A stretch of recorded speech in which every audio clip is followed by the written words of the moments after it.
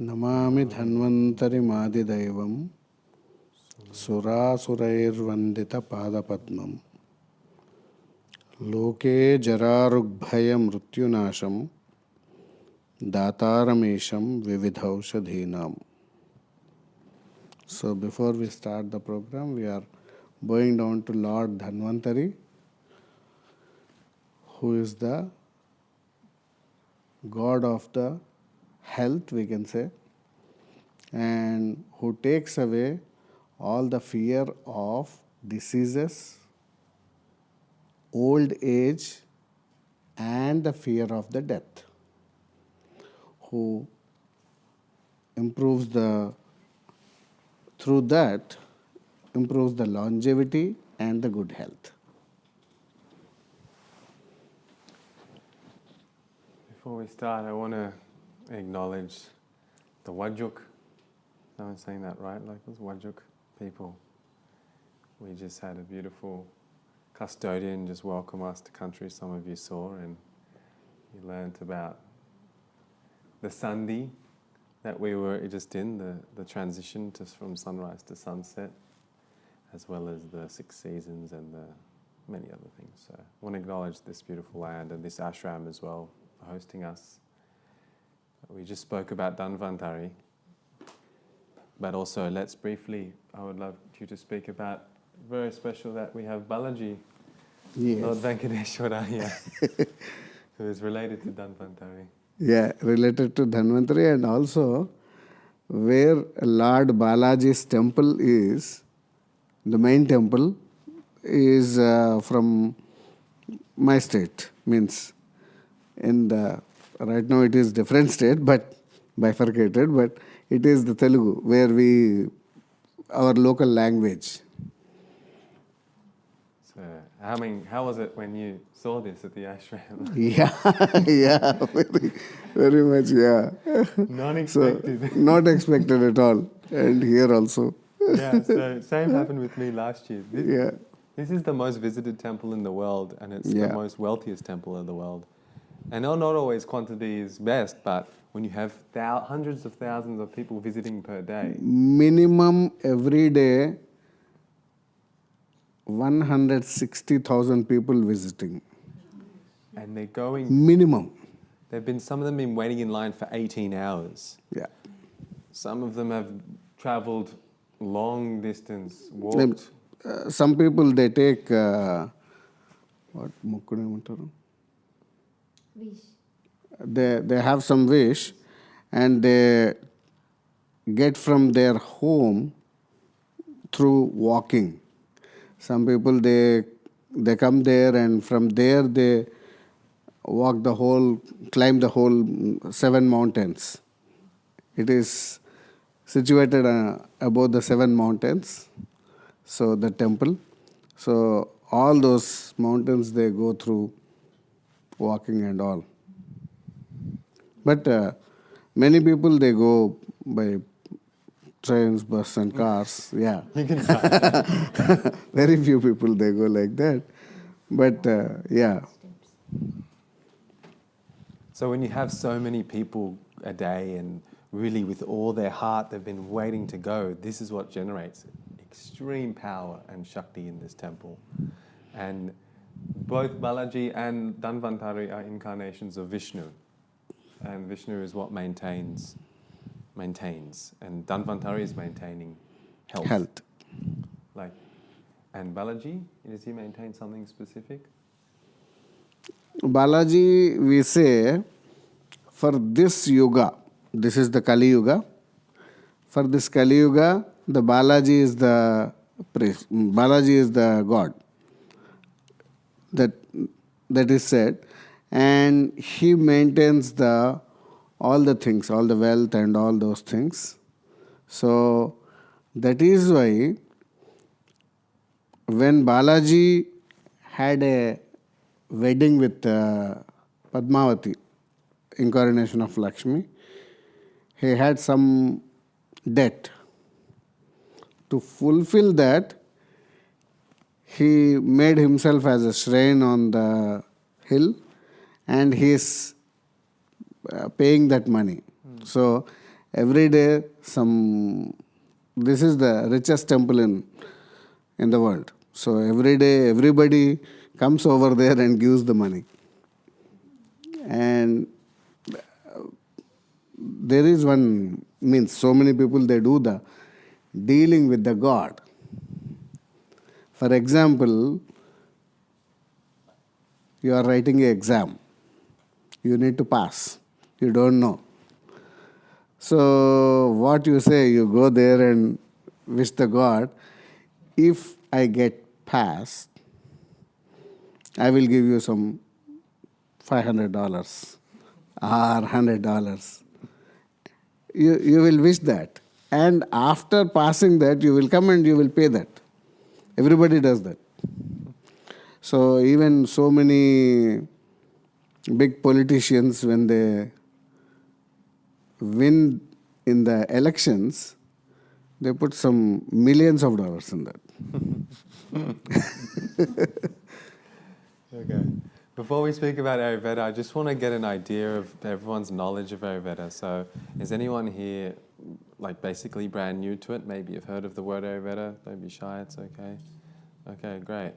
And then people who are like pretty know a little bit about it. And then the third category is maybe like people who have like heard Fran speak a lot or studied Ayurveda or like even do we have any practitioners in the house? Any students of Ayurveda? Okay, good to know. So we will keep questions at the end. We will have some questions. And if you don't understand everything we speak about, like whether it's a Sanskrit term or anything, don't worry needing to get all the information. You get what you get. And if anyone at the back wants to come and sit, feel free to come around, no problem at all. And here. So we were speaking before, and first of all, tomorrow is Purnima. Maybe it is tomorrow day. Anyway, it's basically Purnima coming. And we are now in Perth, which is we call Vayu. So I'd love you to just speak about the dominant elements, the dominant things which are happening in our body now, being in Perth and being in Purnima in this season. And very practical. Because it's first time in Perth for these Vedas. Yeah, this is first time in the Perth. Thank you for coming. Oh, thank you. So here it is very much windy. Very good. Yeah. So in our body, wind is also very important. That is what we say Vata. Vata means nothing but Vayu. Vayu is nothing but air. So the wind, how the wind can create the tornadoes, how the wind can completely ruin the whole thing in few minutes or something like that. Similarly, if the wind in our body is disturbed, then it can do the same thing. So the wind outside the body and wind inside the body are so equal.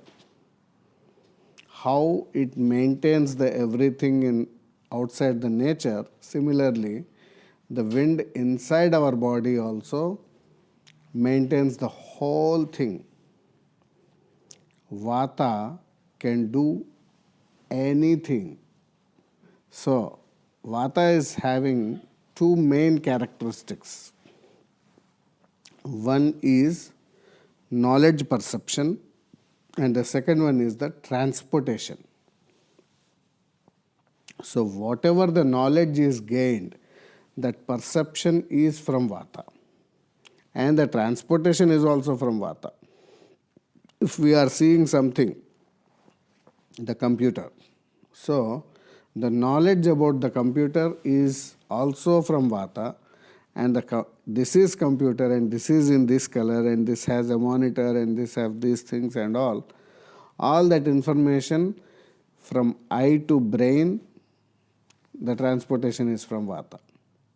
If we are eating food, the movement of the hand and also the food going into the stomach and from there distribution, everything is from Vata.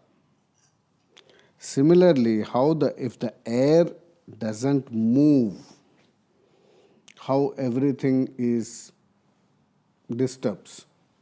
Similarly, if the Vata doesn't move in the body, nothing will happen, not even the heartbeat.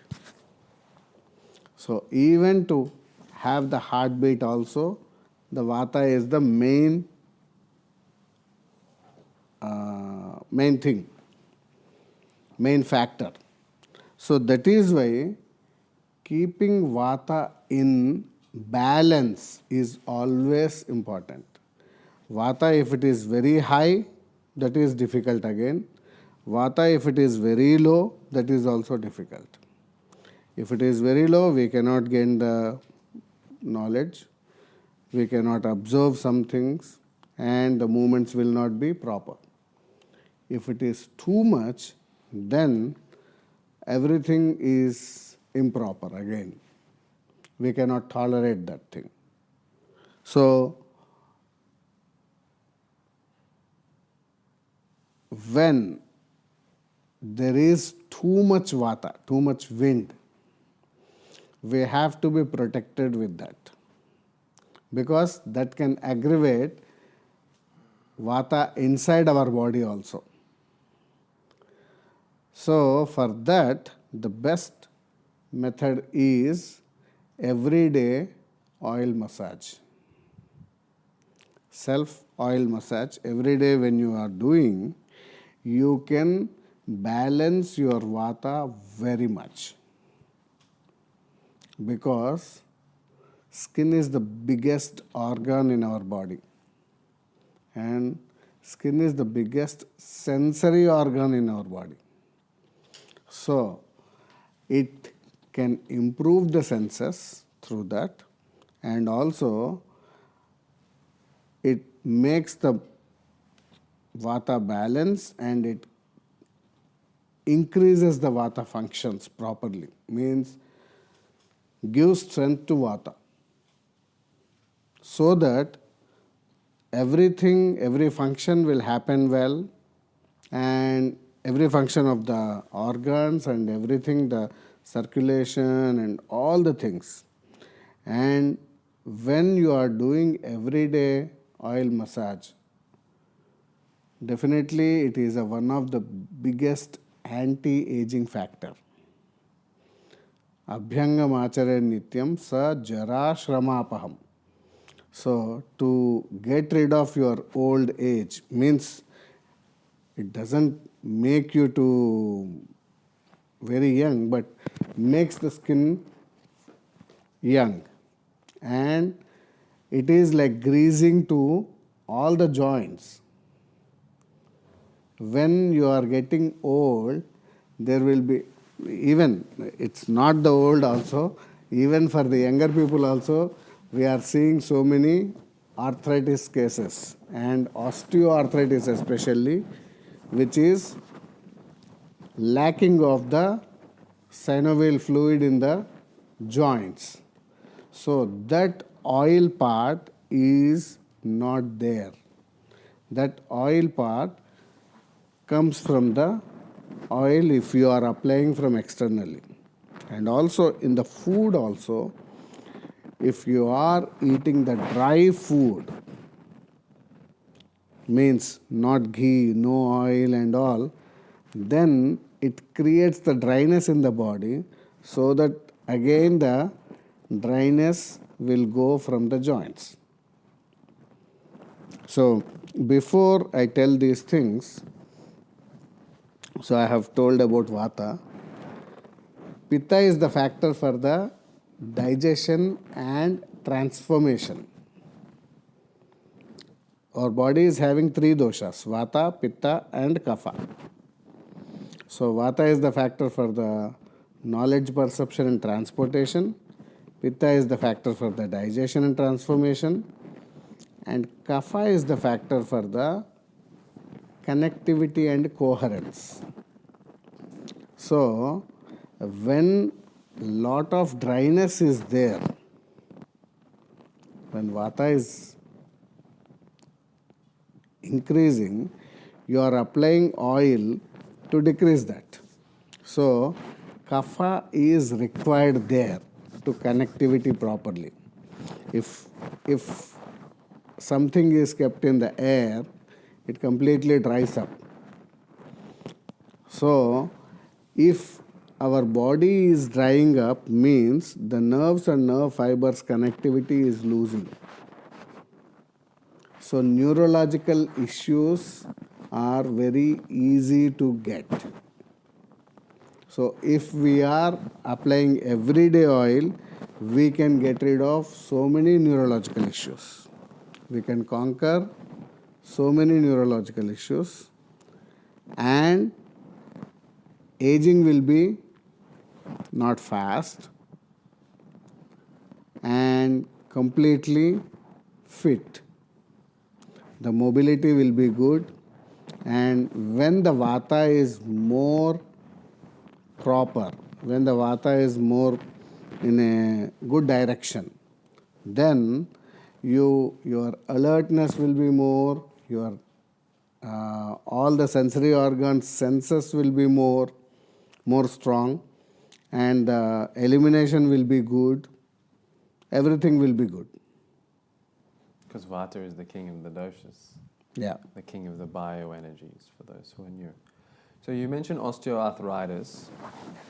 Of course, oleating every day will prevent internal oleation as well with ghee. But what about if someone's had chronic osteoarthritis or chronic dry joints or chronic Vata in the bones and joints? Today we were speaking about knee replacements and hip replacements, how common they are due to osteoarthritis. So what's your treatment approach? We're talking about more advanced rather than preventative, but only topical, specific oils, internal oils. How do you, if it's been chronic dry, how can we really rejuvenate that? Yeah, that is the thing, because since so many years, even now also we are taught about the high cholesterol. Right. Because of the high cholesterol, everybody wants to take out the oil from their food. Even if we are putting the oil, we are using refined oil or double refined, ultra refined, so many times refined. So, no unctuousness is there. If there is no unctuousness, you don't feel comfort. The rough. How the roughness is the one of the characteristic of Vata. So again the Vata increases. When there is unctuousness is there, the smoothness, it is like a friend.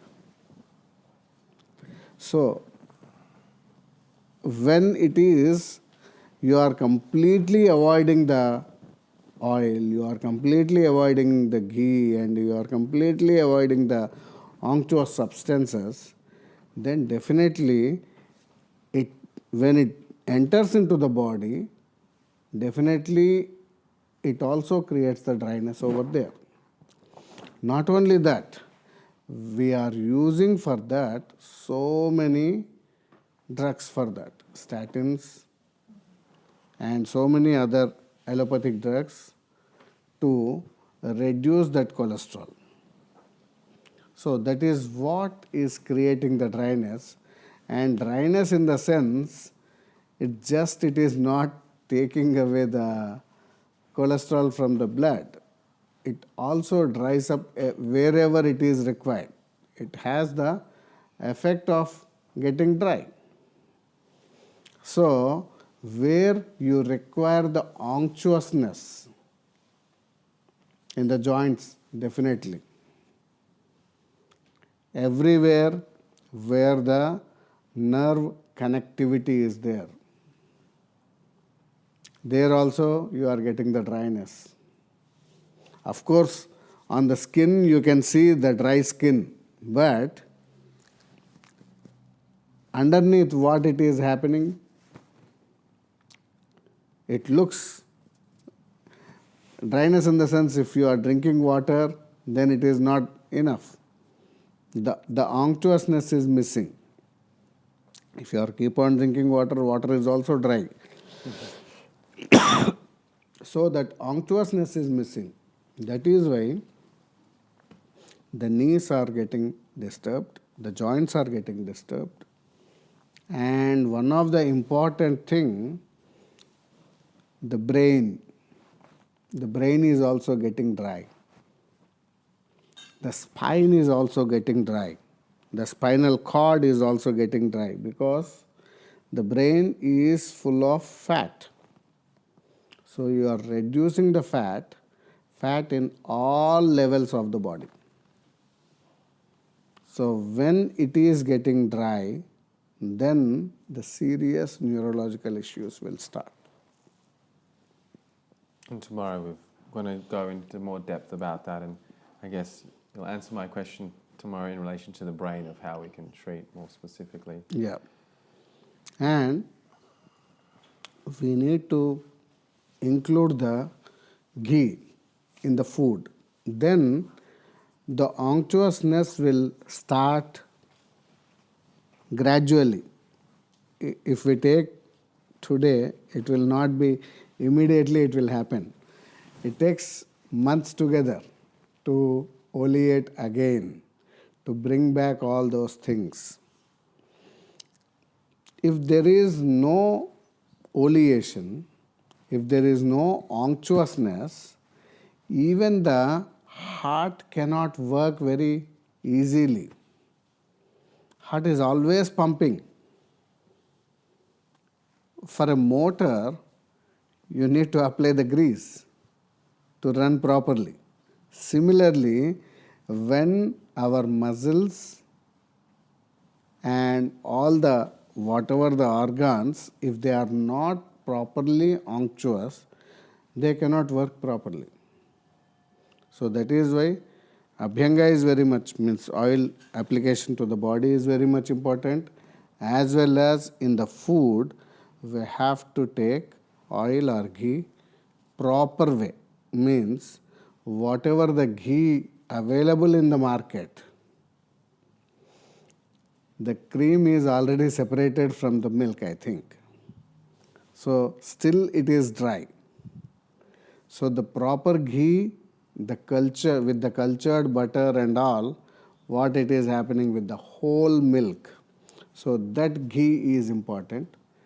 And similarly, the oil also not refined. The Ultra processed seed oils, Yeah. vegetable oils. yeah, vegetable oils and all those things, cold pressed or whatever. So it's ironic because people think for heart health they need to reduce the fat, Yeah, but that's actually causing the arteries to not be flexible and pump well. yeah, that's true. And then these ultra processed oils are not actually lubricating, they're the opposite. They're rough and they're scraping and they're drying. And so Ramyaji is a Vaidya in US, she's a doctor. So, I mean, US especially is like notorious for statins, and you also, Krishnji, are there. Have you noticed, is this easy to notice in the Yeah, because effects? it is the protocol. It is the protocol in their this Right. thing. Education. Recently, I heard from one of my friends who is the head of the Department of Medicine. He said in America recently they started, if any diabetic patient comes, even though if they don't have any cholesterol, they put the statin.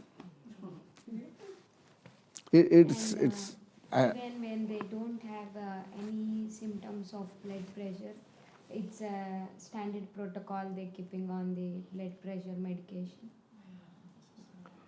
When I was in Mumbai consulting in the Pulse, I was feeling a lot of deficiencies in the bone tissue.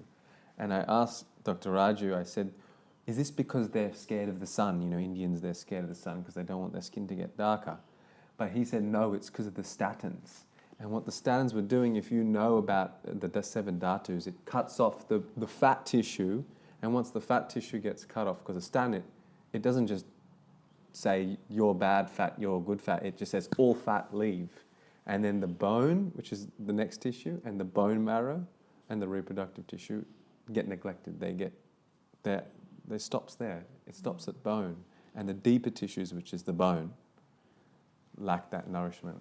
So, and it's pretty, you can feel like in the pulse, Yeah, the we can effects easily. of certain medications pretty easily, yeah. And also the blood thinners. Yeah. So I just want to wrap up on osteoarthritis and the joints. It's like, so how would you treat someone who, because a lot of, ideally, people who are planning or considering or have been prescribed to get knee replacement, hip replacement, they're not doing that straight away. That's a last resort. And they're going to Ayurveda, doing herbs, treatments, panchakarmas. So could you give like a brief, what you would, chikitsa, like treatment, in Yeah. what you would do for these things? In Ayurveda, there is a treatment called panchakarma. Panchakarma means actually it is the 5 methods of purification. So in that purification, we completely overhaul the body. It is like overhauling a vehicle, a machine. So we do, it is, everybody thinks that panchakarma means 1 day, 3 days, 5 days, and but it is not. Actually, for each karma, it requires at least like 14 days. But few things combination we can do in 3 to 4 weeks. During that, we give every day so many oils and all those things with the massages and all localizedly we are doing. And also there is one specific treatment called enema. With that, we give every day so much of oil, very little amount, 60 ml. But why enema is very much important? Because enema is said for Vata, that is one thing, because Vata is the main thing. So treating Vata is the one of the best thing. But all the nervous plexus in our body are ending to the descending colon. So when we are giving the medicament to, or when we are giving the oil to the, as a enema into the descending colon, from there it directly goes to the brain and nourishes from there. So that is one thing. And for the knees and the bones and all these things, after doing the proper panchakarma, the digestion and assimilation will be proper. So you will assimilate all the nutrients properly so that your body again can make the new tissue.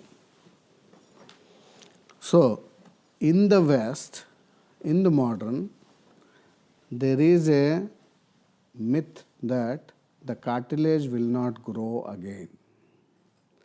But with the stem cells, how it is growing, similarly, the body has own memory. So when you are giving proper herbs and proper treatments, again it grows. Then the joint health automatically it improves. It's not just for, there are so many things like the diseases are different, like the gouty arthritis is different and osteoarthritis is different and rheumatoid arthritis is different and polyarthritis is different. Similarly, we need to treat accordingly and improving that Vata and Kapha also. In the rheumatoid arthritis, definitely there is Kapha is also involved. So when we are treating those things, gradually people feel better. So many people, so many arthritic people, they have been cured. And so many people who are having the back issues and neck issues, they need to be done the surgery, but the surgery is the last option. If you cannot do anything with Ayurveda, then you can go. Slip But- disc, bulging discs. But so many people, yeah, degenerative discs, even the muscular dystrophy, so many diseases, neurological diseases, the Parkinson's. So all these things easily can be treatable.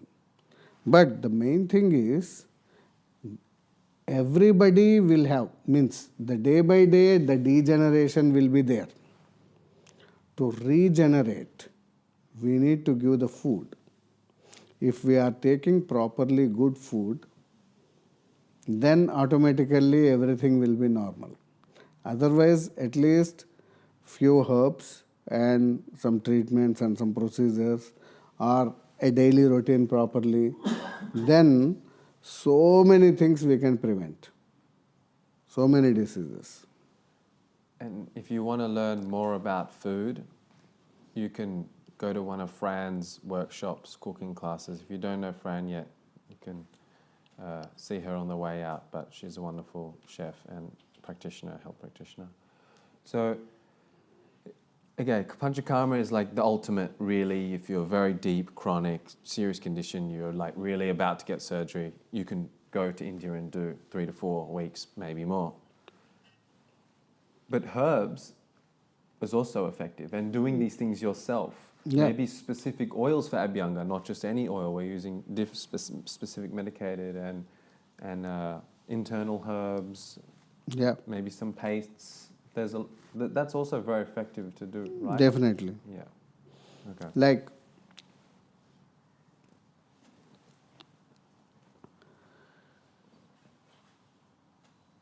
after the age of 30 and 40, they said few things to take regularly. Like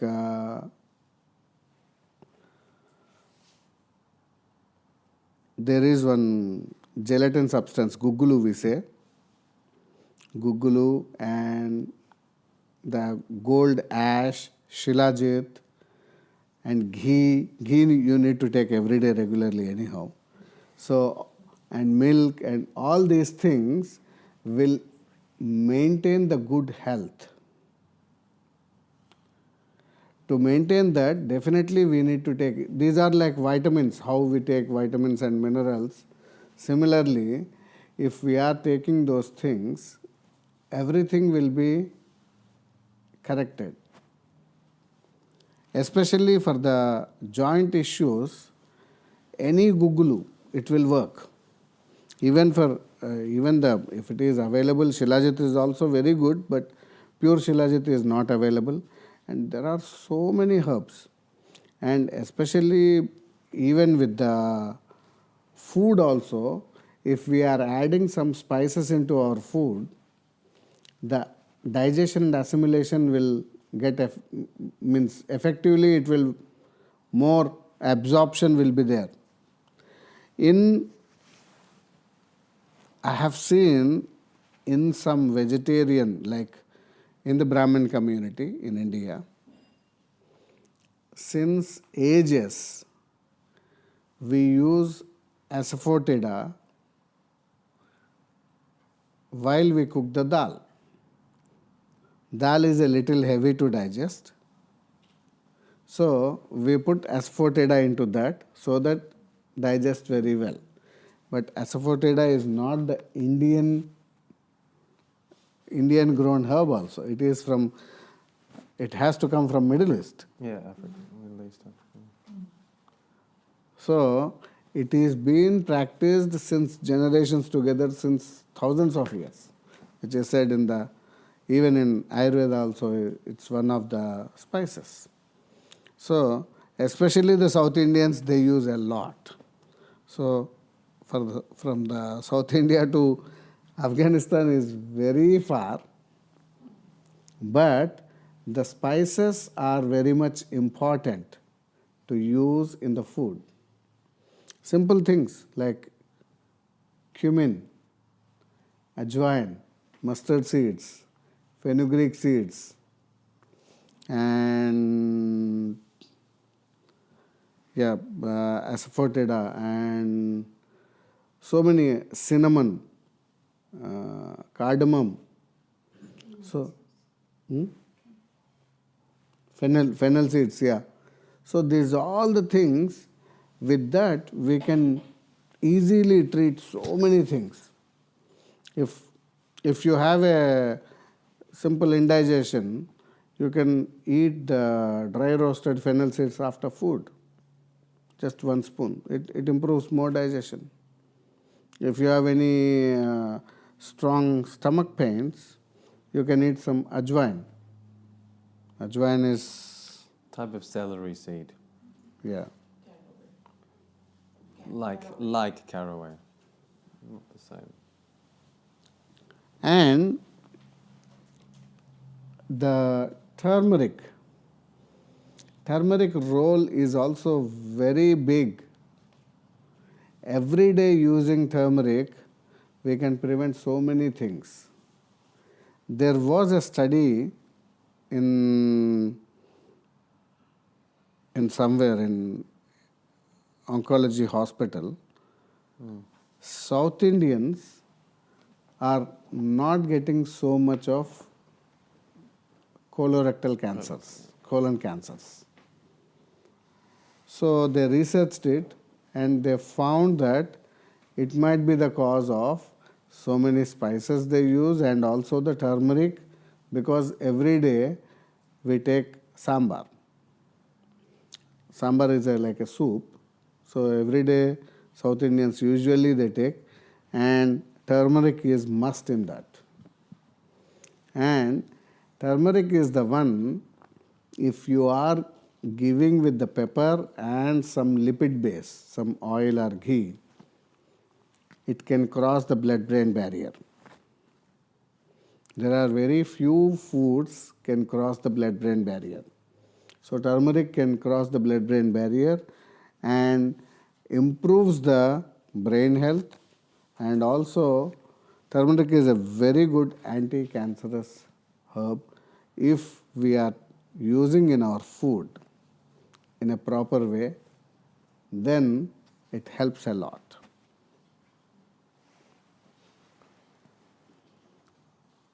And I just want to clarify on Gugulu, this resin, which is from a tree, should not just take any Gugulu. We should take from a reputable source who are purifying this regularly, because it's becoming a bit more popular, still not very popular in the West.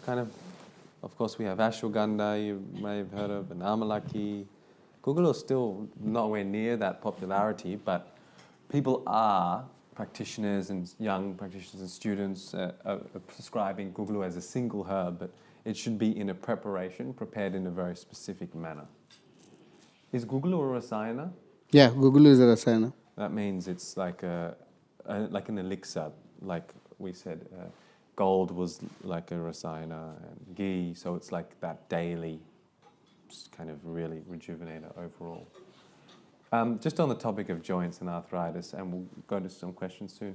You mentioned gout as well. So gout is, we didn't mention, like that is heavily involved with Pitta, right? That arthritis? Yeah. Vata and Pitta? Vata and Pitta, yeah. Okay. Because some people's gout, like it can be hot and sharp pain. So, of course, pain is the Vata.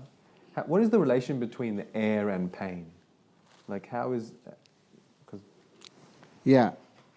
Where the connectivity is not proper, there you get the pain. So lubrication is involved. The lubrication is involved. Right. When you are opening a door, if door sounds the cracking sound and all, then similar way in our body also, if there is not enough lubrication, then the pain starts. That's one type of pain. But there are some different things. When we get indigestion, lot of indigestion creates again the joint pains. The food when gets indigested, it means when we are eating the food improperly and the earlier food is not digested, again we have taken the food, then it churned in the stomach and it will not form the thin fluid to flow all over the body. It will be thick fluid. That is what we say ama. Ama is the toxin. It's not the proper digested material. So, this ama can also be called amavisha, that is the toxin, which will not move all over the body so easily. So, it searches for the space to settle down. So, where it is settling down, mostly in the joints or the lungs. Then it creates the inflammation over there. Then automatically the pain starts. So, this is one of the other things. And the gout is mainly because of the indigestion as well as not having enough sleep and lot of emotions and lot of pitta related, the heat. Then it disturbs the joints again in the similar way and creates the ankles and the foot problems. The other joints also it will involved in with the gout, but mainly the uric acid. They say uric acid is deposited, but we say ama. And emotions is that pitta aspect. Yeah. So when someone's emotional, it can cause whether it's indigestion or not flowing properly. That causes the ama too. It causes the indigestion, and indigestion again causes The ama. Yeah. Okay. Because there's a shloka which says, Sava peroganam ekakaranam manu analaha. All diseases start from poor digestion. So even if you say it's an emotional cause, it's the emotion causing indigestion, then causing this. Yeah. Is that mostly always there? The digestion is always, I mean, not always, but digestion is the main causes, but Right. indigestion is the main cause. But it might be with some other thing, and what, according to those things, it reaches into different places, like that. So just to quickly summarize for this, if it's new to you, if you can't digest the food, instead of turning to a thin fluid, which we call rasa, and nourishing, beautiful, energizing fluid, it turns to a thick fluid called ama, and that lodges anywhere in the body, especially the joints and the lungs and anything, gout. So, yes. Great. Well, I'm very excited to speak tomorrow about all these neurological things, and we're going to be going a lot more specific into pathologies and things. So does anyone have any questions on what we've spoken about? Or, yeah. Could I ask, what, apart from ghee, what other oils? Any regular oil, what you use locally, those are okay, but not refined. According to the area, if we go, some areas they use the coconut oil, some areas they use the sesame oil. Even in India, some areas they use the mustard oil. So, like that. Okay. Because of our climate, we have a lot of, maybe not a lot, but some beautiful local places that produce olive oil. Is olive oil? Yeah, olive oil, not for cooking. topping up is okay because it oxidizes very fast. Should not be heated at high temperature or even above 120, so just on the food. But otherwise, it's a good oil. Yeah, healthy, it's a good oil. Good for the brain. Yeah. So for cooking, just coconut oil or ghee? Ghee is the best usually, but if you don't want, you can use all the other oils. There are so many seeds. Sesame. Sesame, even in India, some areas they use groundnut oil also. And also, you mentioned to rub into your skin. Yeah. To massage oils into your skin. Are there specific oils the same oils? Specific oils would be better, but if you don't have any access, then the regular oil. We're going to email you a summary of this talk tonight, and it will have instructions on how to do the massage, as well as oils to use. Yeah. Can I ask something? Let's say Pitta, Vata, Prakriti, having a heart attack and being very dry and depleted, but and not having a very clean diet, like maybe a lot of meat and refined food like cheese and stuff like that. The ghee actually, because we mentioned like it will help to make the heart pumping better, but will be actually maybe causing more him to be prone to atherosclerosis. I'm just going to repeat that question because it's a good question and for the recording. So you're saying someone with a Pitta Vata Prakriti, which just means his constitution has got the fire in the air, and he's eating a lot of junk food like meat and processed food, is eating ghee going to make it worse and his cardiovascular system worse? Yeah. So when he is taking already the junk food and all those things, which is creating ama. Ama is nothing but the blockage. So when there is some blockage, the blockage needs to be cleaned first. Then means the indigested food has to be digested. So first the digestive things can be given, and then the blockage has to be taken out with the specific foods and spices and the herbs. Then we have to give again in the routine for the ghee. If we don't take out the blockage and then if we are giving, it is again the load on the heart. So it will cause more issues Yeah. if you don't cleanse first. Yes. Any other questions?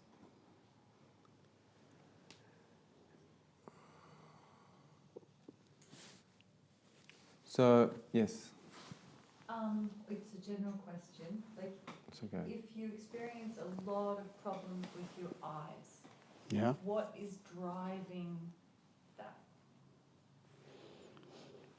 Yeah. Eyes, which is also one of the main causes with the Vata also, because of the dryness is happening, one thing. And also, during the COVID, maybe you have observed or not, but in India, schools were closed and children used to study on the computers, tabs, mobiles, because during the COVID everything was closed. No tabs were available to buy because everybody is doing the online schooling. So later on everybody got, and continuous seeing of the monitor.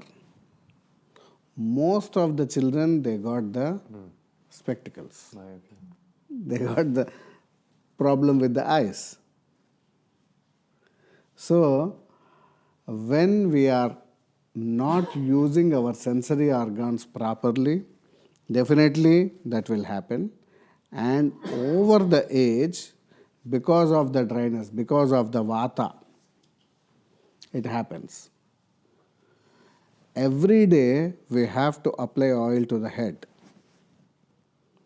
which strengthens all the sensory organs. And also there is a specific oil to apply in the nostrils and do the nasya. At least minimum 3 to 5 times every day we have to do, so that it will nourish all the nerves. Yeah. Yeah. Is it, yeah, good one. So doing Abhyanga every day, you're supposed to do like scalp Yeah. and bottom of the feet the whole every day. Every day. So what if, like with a woman, like, so we have to shampoo our hair every day? Yeah. Yeah. Because it was in our culture. Nowadays also in India, nobody is applying oil.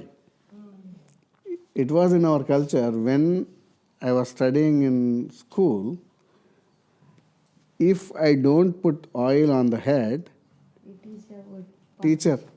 teacher used to give the punishment. Why you did not put oil on the head? It's kind of like, why didn't you take a bath this morning, right? Yeah. Like, why didn't you clean your The- teeth this morning? Yeah, they put the complaint to the mother. Your child did not apply oil. So that is again an insult for that mother, because mother has to put. Because he's not focusing in school because he hasn't got oil on his head. At least on the crown every day. Yeah. Okay. And I will say, realistically, if you have long hair, at least a couple times a week.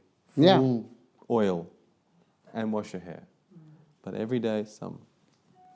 And what's the ideal time to leave the oil on before you shower? At the most 1 hour. What about when you're menstruating? I heard that it's not good to do Yeah. Abhyanga. During the menstruation, it's a good question.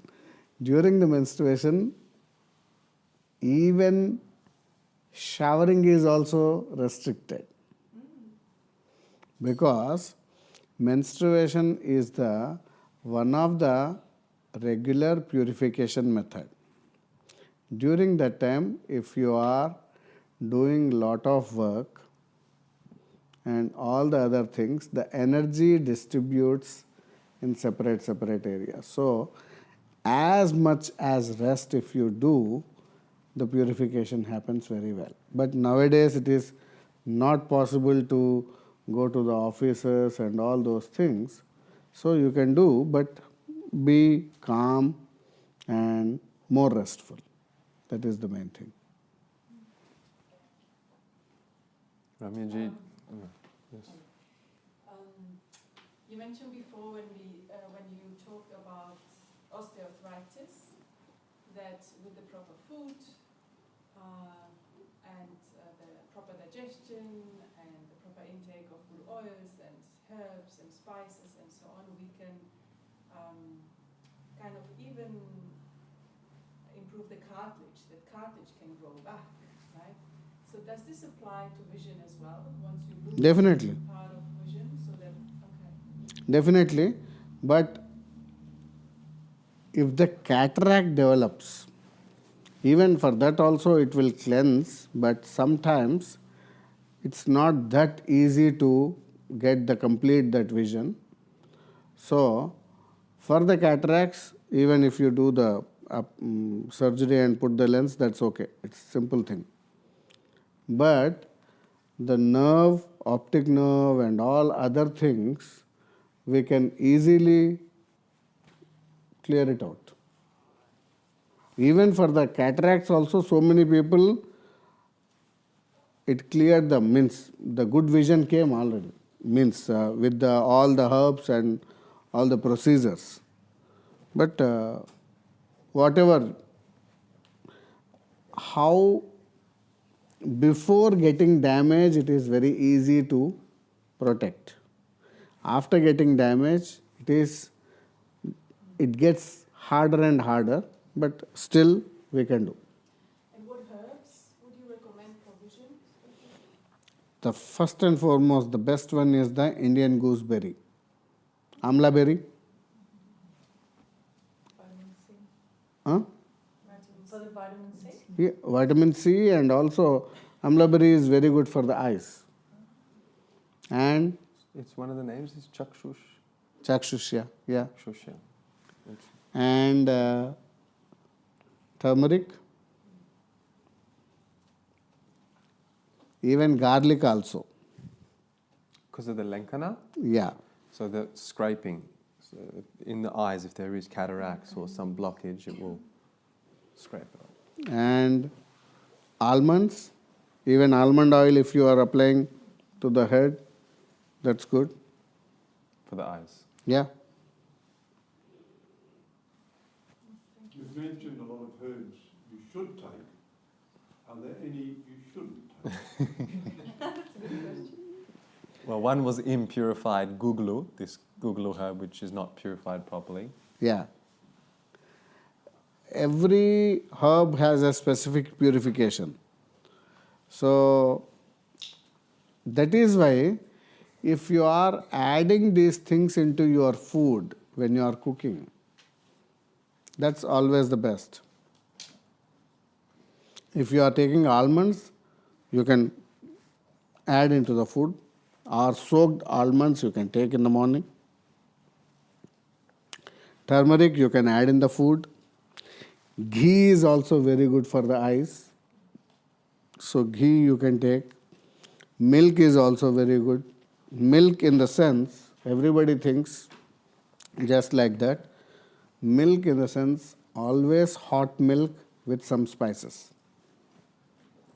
You can add some black pepper, very little amount, cardamom, and turmeric a little, and good on cinnamon also you can put. Cardamom, did I say? Yeah. And at the end you can put the saffron also. One piece of that saffron. This is very good for the eyes, and this is very good for the longevity, even good for the brain, all.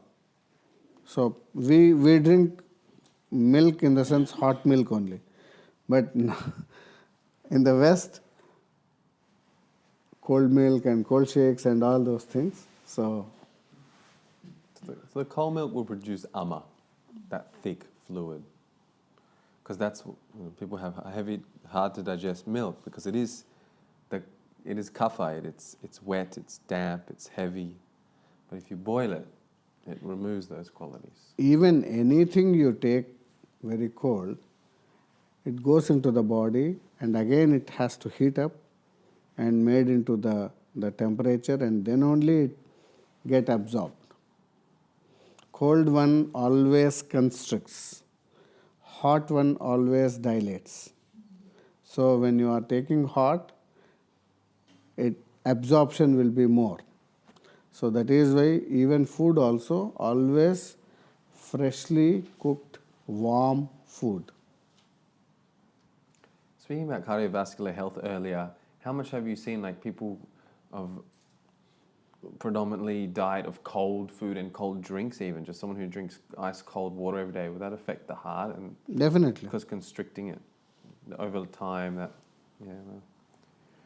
So we spoke about menstruation. I'd love Ramyaji, maybe can start off with a bit about the banana treatment, because that's a treatment which is only this family offer, and now since last year only we've been offering it to men as well, but it is for all ages except for pregnancy and for youth. But it's a treatment completely by donation. So I mean, you're now giving it in US regularly. Yes. What do you think is like for you in your heart? What's the biggest thing that really drives you to give it, and that is your passion? And Mainly banana medicine, it works with the energy vibrations. So even the person who is receiving it has to have the good karma receiving that medicine. It's mainly that, and also it's basically focused on the hormonal issues, all kinds of feminine issues, the postmenopause, and also like any age group. It has like no limit of the age group or any factors. So it's also like mini panchakarma. So if we take like total 4 to 6 weeks of panchakarma, this is like half panchakarma. So it is like a complete like women like to go to parlor for vaccination, threading, and all those things. Instead of that, if we invest on this banana treatment, it is like investing completely on your health. So it is like a deep level of cleansing and purification. Not only for women, men also can be done. Done. And some people and some people with their so many other wishes also, like how they ask the God similarly. So with the other wishes also they are getting very What are some of good. the wildest things that people have had on their sankalpa or their intention for banana treatment? Some people they ask, I need this job. I am going for an interview. I need this job. But the banana treatment power is in such a way that whatever is the sankalpa, it really happens. Which is the intention. Intention. That's why, like, I have a question. How Yeah. long does it take to diagnose a condition you have? Oh, diagnosing doesn't take much time No? because the pulse. From the pulse? Yeah, pulse says everything. So with the pulse, we can diagnose it very easy. actually, we're doing 20-minute consultations here. That's long for Krishnji. Usually he does like few minutes because he doesn't need to speak to you, especially Dr. Krishna.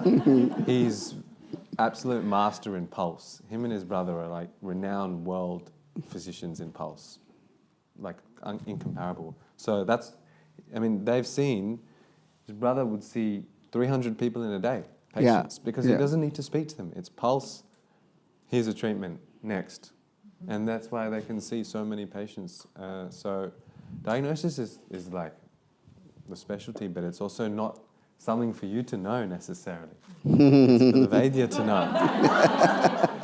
You don't need to know. Why you want to think about your diagnosis and all the issues? Let him treat it. Then you can just enjoy your life. You don't have to think about your disease. That's the way we work. And it's, don't worry, let the Vaidya take care, surrender to the Vaidya. He has the masterful prescription and the treatment. And that's it. Liberate the disease. And what is the shloka of the diseases line up for the Vaidya? For moksha. Yeah, Vishnu. because in Charaka it is said the diseases are lining up for Vaidya, not for the patient. So to remove that diseases, Vaidya has to do. The doctor has to take it away. So it's like all these people lining up to go to the temple to get their wishes fulfilled. It's like the diseases go to the Dhanvantari to have moksha, to have liberation. So through the pulse also, it's the therapy. These imbalances get relieved. So we booked out of consultations, but we just this afternoon put some more on if you wanted to book with Dr. Krishna and even Dr. Ramya as well. And Dr. Ramya also does Vedic counseling. And I can tell you from experience, she's good with relationships and things. So if you want to speak about counseling, you can speak with her. But yes. So any other questions on anything? So yeah, just again with the banana treatment before we finish. So it is open to anyone. It's completely by donation. Don't let finances be a thing at all. There's suggested donations, but it consists of you coming here. It's offered every evening at 7:30 p.m. from tomorrow night, and then the last day, I think it's the morning, and you take the medicine and you go home. That's it. And you stick to a certain diet and protocol as much as you want. Some people take the medicine, go to 3 kids and a full-time job. Some people have come here, travelled and staying at the ashram and having silence, and so you make it what you get. Whatever you receive the benefits. And also in a week, or not even, on next weekend, on Saturday, we're doing a talk on prostate, kidneys, and genital health and reproductive health. And so that also it's in Sydney, but it's online, just like tonight, and you're all invited as well. And I'd just love you to briefly speak about that, because banana treatment for prostate and for men's health, because even for even the urinary tract of a woman, not necessarily reproduction, because these are very common now, and especially in the Yeah, because of our routine is changed, and the food is one of the parts, and routine in the sense, I don't know, earlier the people, for example, it looks awkward, but urination nowadays everybody does standing, males. So when you are urinating in the standing position, because of the gravity and all those things, and you are not pushing up a lot, and there is not enough exercises going on there, usually over the period the prostate gets enlarged and it blocks the urinary orifice. And when it happens, some urine will be there inside the bladder always. When the residual urine is there continuously, it creates the infection. So that is the one of the issues. When I was small, I have seen everybody urinating by squatting. like on the side of the streets and things. Yeah. I've seen In India it is very common because there are so many fields. So they used to, if you have a urination urge, they used to go somewhere else and squat and do that. But nowadays, nobody is doing that. So it came from the West only actually, the standing thing. Otherwise earlier it was, people used to be shy to do standing evacuation. So that is one thing. And also food, when you are eating, sitting on the ground and then we were eating. And later on the table meals came and these things created the stomach issues also. When you are sitting on the ground and eating, you will know how much you need to eat. So, yeah. Do you care to comment on meat and alcohol? Okay. Meat, I am not saying bad. Meat creates, because meat has some tamasic value, it creates some tamas in the mind. But meat can also be taken but during the lunch, not at night. And alcohol, it diminishes the brain functionality. Alcohol is not at all good, but some doctors say alcohol to be taken a little amount and all. So if you take, you are taking so much of other stuff with alcohol, lot of meat or lot of fried food and all those things, that increases. And alcohol above 25 ml, if you are taking, it has an addiction factor, so you will be addicted to take more and more. So that is the one of the things. But alcohol is not at all good. Meat you can take, no problem. I have a question again regarding the banana treatment. For me, this is a bit of a mystery, what's happening there. And I'm just wondering how much of the effect is the herb itself, or how much the intention of the doctor and its own whatever. It's mainly the vibration. Everything works on the vibration, the sound, the predominant sound, which is there in the herb, that will work. And And in the meat, in the meat, among all the meats, the goat meat is the best. Goat. And beef, like in the Vedic system, we see the cow as holy. So we generally say to stay away from beef. But in terms of, if we look at purely medicine or Ayurveda and the physical, how does beef have an effect on, like goat is great, it gives good effects in certain, it's good treatment for certain conditions. And even some certain fish have certain qualities. In Ayurveda, it's very detailed of what each meat affect. But will you talk about beef? Beef is heavy to digest, that is one thing, and disturbs the Agni, means because when it is heavy, it needs so much of digestive fire. So it disturbs the Agni. But if you are digesting well, it's okay. Actually, the Atisara? yeah, Diarrhea.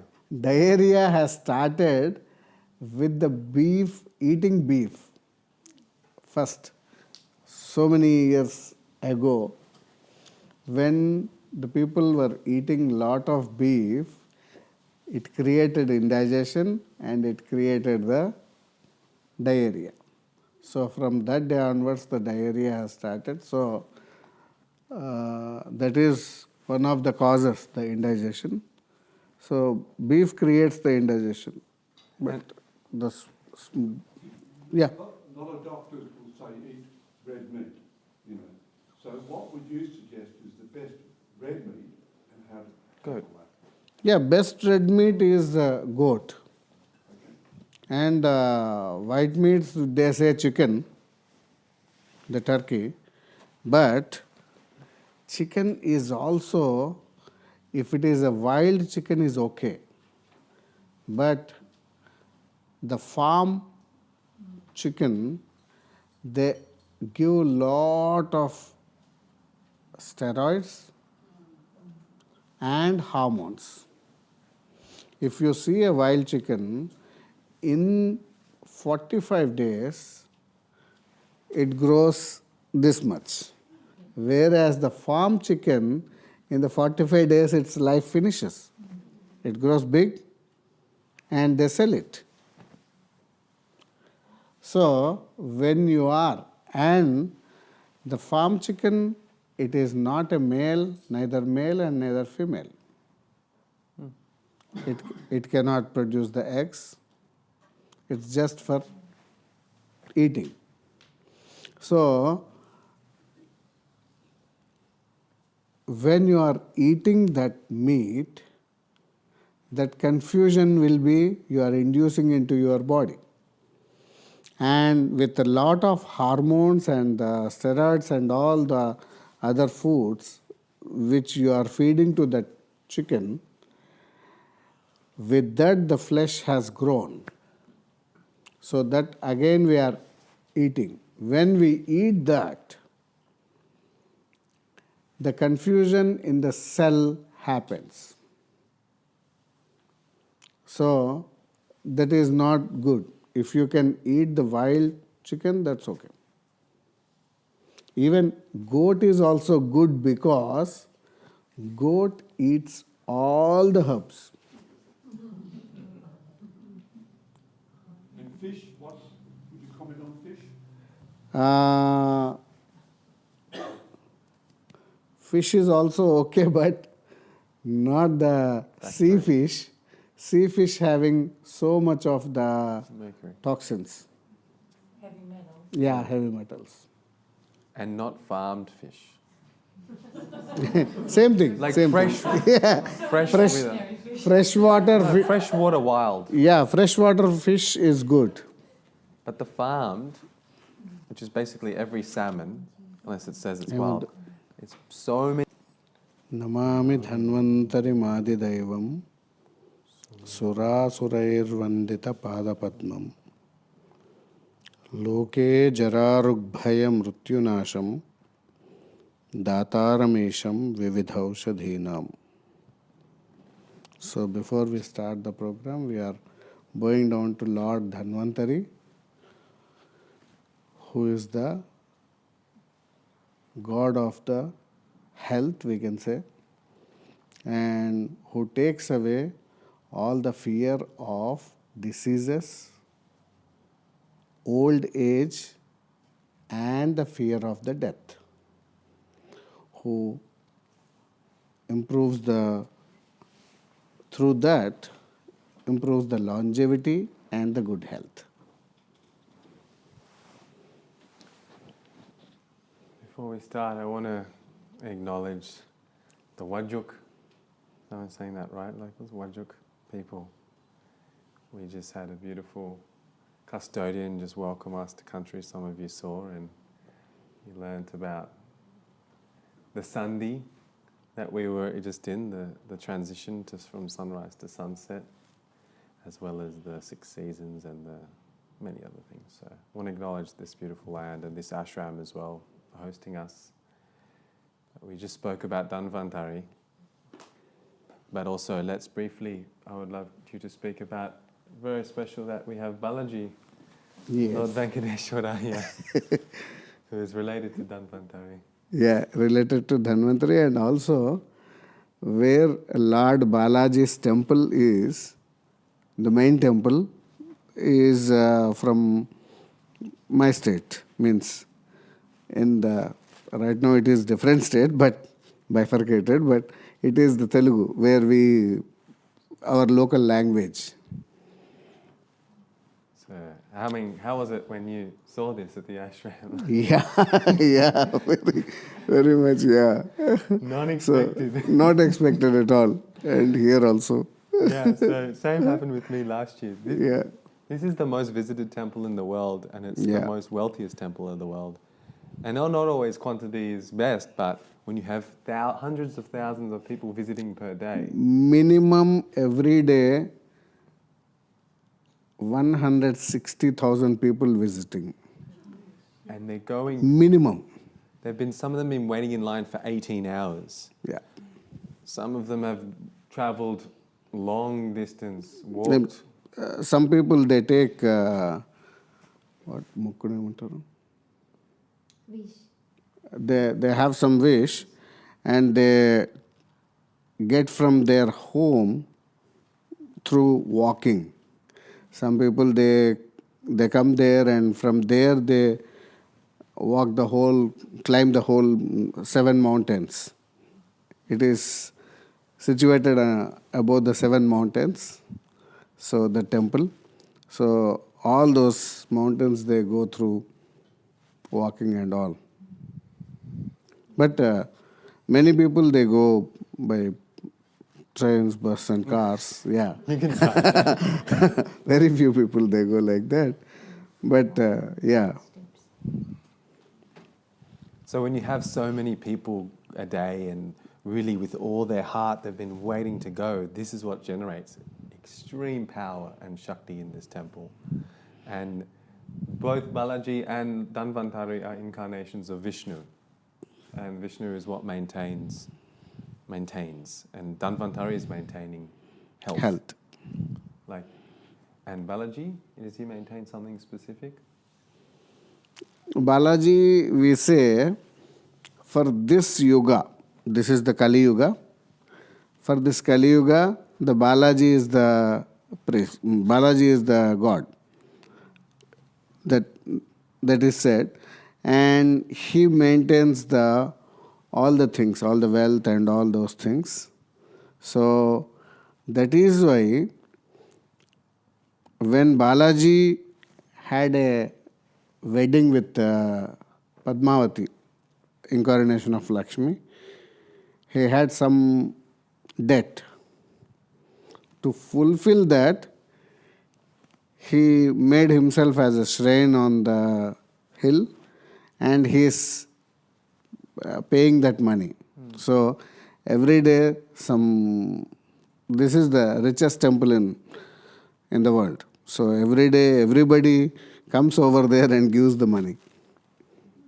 And there is so many people, they do the dealing with the God. For example, you are writing an exam. You need to pass. You don't know. So what you say, you go there and wish the God, if I get passed, I will give you some $500 or $100. You will wish that. And after passing that, you will come and you will pay that.